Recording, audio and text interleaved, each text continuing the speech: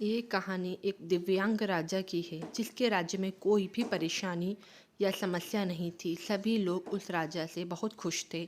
ऊपर वाले से धन्यवाद करते थे। कितने अच्छे राजा को उनके ज़िंदगी में भेजे हैं। वह राजा दिव्यांग था, उसकी एक आँख नहीं थी, एक पैर नहीं था, लेकिन फिर भी राजा को इस बात का से कोई मलाल नहीं था। एक दिन राजा अपने महल के गलियारे में घूमते हुए अपने पूर्वजों की लगी तस्वीर को देख रहा था और सोच रहा था कि मेरे पिताजी इतने शूरवीर थे, उनके पिताजी इतने शूरवीर थे, हमें इतने शूरवीर खानदान में जन्म लेने का मौका मिला। ये ऊपर वाले का धन्यवाद है। राजा ने सभी चित्र को देखते हुए आखिरी चित्र तक पहुंचा और फिर उस खाली जगह को देखा तो वह चिंता में पड़ गया, क्योंकि उसे मालूम था कि अब यहाँ जो तस्वीर लगेगी वह उसकी लगेगी। लेकिन राजा को इस बात की चिंता नहीं थी कि वह मर जाएगा।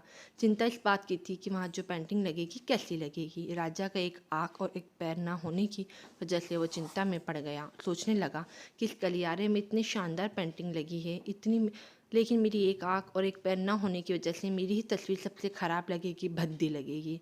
राजा ने सोचा कि मेरे मरने के बाद पता नहीं कैसी पेंटिंग बनेगी, और क्यों ना मैं अपने जीते जी एक शानदार पेंटिंग बनवाऊँ, ताकि मुझे सुकून मिल जाए कि मेरी यहाँ अच्छी पेंटिंग लगेगी।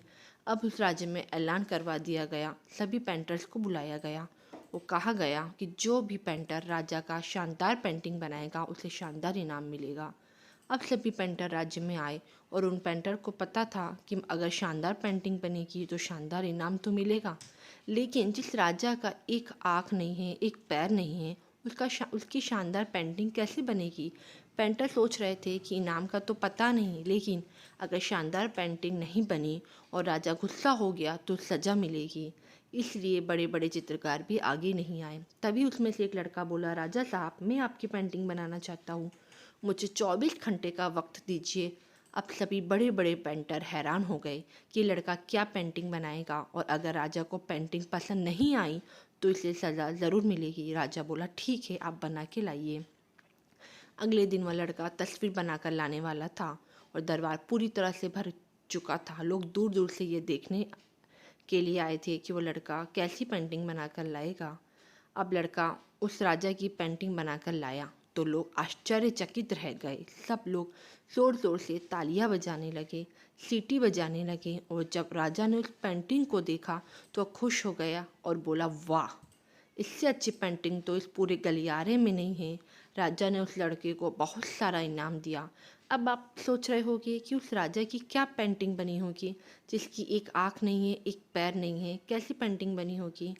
उस तस्वीर में लड़के ने उस राजा को एक घोड़े पर सवार किया था। एक साइड से उस राजा का एक पैर दिख रहा था और राजा तीरंदाजी करते हुए निशाना लगा रहा था। निशाना लगाते वक्त एक आग बंद हो जाती है और उस लड़के ने उस राजा की वह आग बंद की थी जो राजा के पास नहीं थी। इस तरह से उस लड़के ने राजा को निशाना लगाते हुए घोड़े के ऊपर सवार दिखाया, जिसमें एक आँख बंद और एक पैर दिखाया, और इतना शानदार पेंटिंग बनाया कि वो अब तक की सबसे सर्वश्रेष्ठ पेंटिंग थी। उस लड़के के सामने भी चुनौती थी, संकट था, लेकिन उसने सकारात्मक का साथ नहीं छोड़ा। जिंदगी में आप जिस भी मुकाम पर हो, जिस भी संकट में फंस जाए, जिस भी स्थिति में हो, अगर आपने सकारात्मक का साथ कभी नहीं छोड़ा तो यकीन मानिए आप उस संकट से बाहर निकल आएंगे। ज़िंदगी में उम्मीद का साथ मत छोड़िए, क्योंकि जिसने उम्मीद का साथ छोड़ दिया तो फिर ज़िंदगी उसका साथ छोड़ देती है।